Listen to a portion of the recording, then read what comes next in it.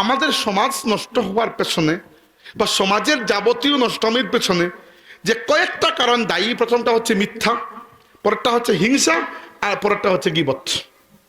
দায়ী না? আপনি চিন্তা করে দেখেন, মানুষের নামে একে অন্যের কাছে চুগলি করে বেড়ায়। আচ্ছা, গীবত হারাম এবং গীবত কবিরা গুনাহ, এটা তো আমরা সবাই জানি, তাই না? জানি না? কিন্তু গীবতের চাইতো ভয়ঙ্কর আরো বিষয় আমাদের সমাজে প্রচলিত আছে। দুইটা কথা বলবো আজকে। এর মধ্যে একটা হচ্ছে যে গীবত হচ্ছে একজন মানুষের ব্যাপারে আপনি সেই কথা বললেন যে কথাটা ওই মানুষের মধ্যে আছে।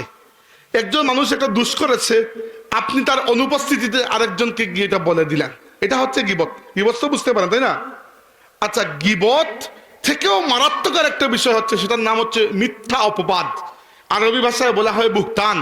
বুহতান মানে হচ্ছে একজন মানুষ একটা দোষ করে নাই, আপনি বানিয়ে বানিয়ে তার নামে ওইটা বলে বেড়াচ্ছেন। আছে না আমাদের সমাজে এরকম মানুষ?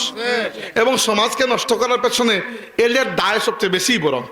অর্থাৎ অন্যের ঠুটে উঠার জন্য আরেকজনের নামে বানিয়ে বানিয়ে আপনি বলছেন, এবং এটা এত বড় অপরাধ। আল্লাহ নবী সাল্লাল্লাহু আলাইহি ওয়াসাল্লাম গীবতের ব্যাপারে তো স্বয়ং আল্লাহই বলেছেন যে আইয়ুহিব্বু আহাদুকুম আন ইয়াকুলা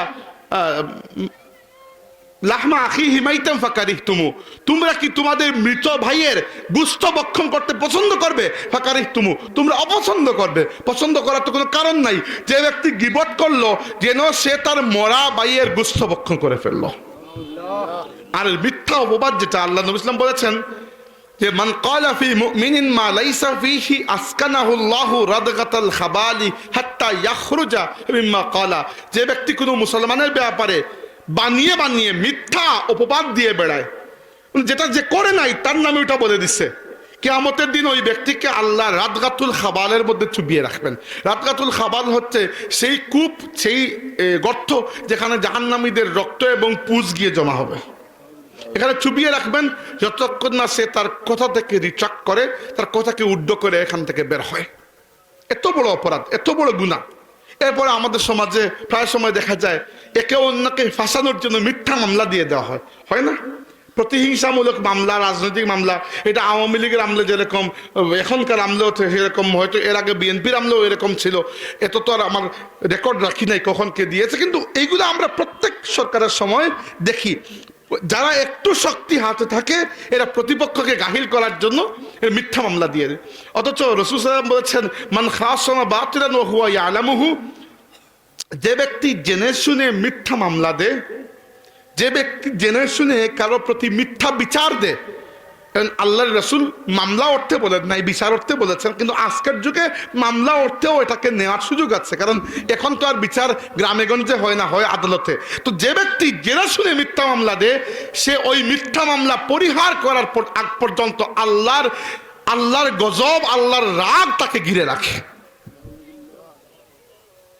অথচ আমাদের সমাজে মিথ্যা মামলা দেবার অভাব নাই।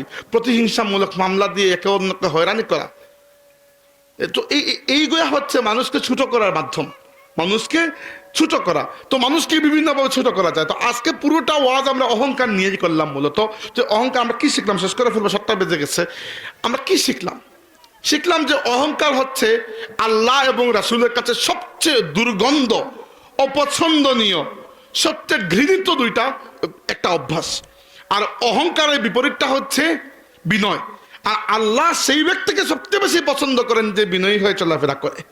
আর অহংকার মানে কি? ভালো কাপড় চোপড় পরা কিন্তু অহংকার নয়। অহংকার মানে দুইটা জিনিস, একটা হচ্ছে বাতরুল হাক্কি, জেনে শুনে হক অস্বীকার করা, আর একটা হচ্ছে গামতুন নাস, মানুষকে ছোট করা। আর বিশেষ করে মানুষকে ছোট করার ক্ষেত্রে আমরা জানলাম যে 3টা বিষয় কখনো করা যাবে না। একটা হচ্ছে গীবত। গীবত মানে কি? একজন একটা দোষ করে ফেলেছে, আপনি তাকে না বলে তার অনুপস্থিতিতে গিয়ে অন্যকে বলে বেড়াচ্ছেন, অন্যের কাছে চুগলি করছেন, এটা হচ্ছে গীবত। এটা হারাম, কবিরা গুনাহ। এর থেকে বড় হারাম, এর থেকে বড় কবিরা গুনাহ হচ্ছে একজন মুসলমান একটা কাজ করে নাই, একটা দোষ করে নাই, আপনি খামোখা বানিয়ে মিথ্যাটার নামে গিয়ে আরেকজনকে বলে বেড়াচ্ছেন। এটা বুহতান, এবং এর মাধ্যমে আপনার এত বড় গুনাহ আপনি মাথায় তুলেন যে আল্লাহ কিয়ামতের দিন জাহান্নামীদের পূজের মধ্যে চুবাইয়া রাখবেন। আর 3 নম্বরটা হচ্ছে মান খাসামা বাতিলান ওয়া হুয়া ইয়ালামুহু লান ইয়ানজিআ আনহু সাখাতিল্লাহি আও কামা ক্বালা সাল্লাল্লাহু আলাইহি ওয়াসাল্লাম। যে ব্যক্তি জেনে শুনে কারো প্রতি মিথ্যা মামলা দেয় বা মিথ্যা বিচার দেয়, মিথ্যা সালিশ ডাকে, কারো প্রতি মিথ্যা অভিযোগ চাপায়, যতক্ষণ সে ওই অভিযোগ তুলে না নেবে ওই ব্যক্তি সাখাতিল্লাহ, আল্লাহর রাগ ওই ব্যক্তিকে পরিবেষ্টন করে রাখবে। নাউজুবিল্লাহ। তো আমাদের সমাজকে সুন্দর করতে হলে আল্লাহর রসুল আমাদেরকে যে আখলাকগুলো থেকে, যে আখলাকগুলোর প্রতি আমাদেরকে তরবিয়ত দিয়েছেন, আর যে খারাপ বৈশিষ্ট্য থেকে আমাদেরকে পাক করতে চেয়েছেন, আমরা কি সেগুলো থেকে বিরত থাকা উচিত নয়? তো এই জন্য অহংকার সবচেয়ে বড় দোষ। অহংকারের চাইতে দোষ আর কিছুই নাই। মানুষের অহংকার করার কিছুই নাই। আপনি মাটি থেকে উঠেছিলেন, মিনহা খালাকনাকুম ওয়া ফিহা নুঈদুকুম ওয়া মিনহা নুখরিজুকুম তারাতান উখরা।